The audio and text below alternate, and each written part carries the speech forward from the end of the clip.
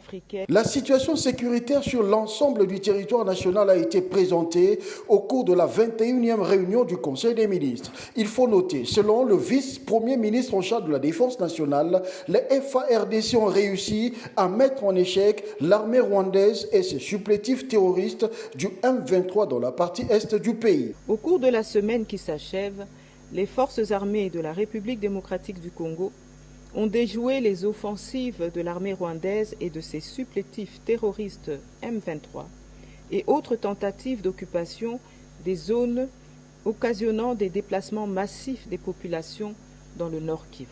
Sur un autre front, nos forces de défense et de sécurité ont poursuivi la traque des terroristes ADF-MTM et des insurgés qui perturbent la quiétude des populations en Ituri. Du côté ouest, le Conseil a été informé de la volonté du mouvement Mobondo à déposer les armes. À l'ouest, il est fait état de l'annonce par un des leaders Mobondo dans un meeting au village Etumbanangwaka de la volonté de leur mouvement à déposer les armes et à se rendre auprès des autorités gouvernementales.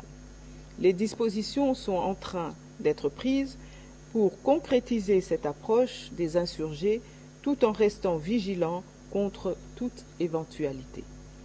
Le vice-premier ministre, ministre de la Défense nationale et ancien combattant, a par la suite donné la situation sécuritaire dans différentes zones de défense. Toutes ces informations présentées au Conseil des ministres ont été actées par les membres du gouvernement.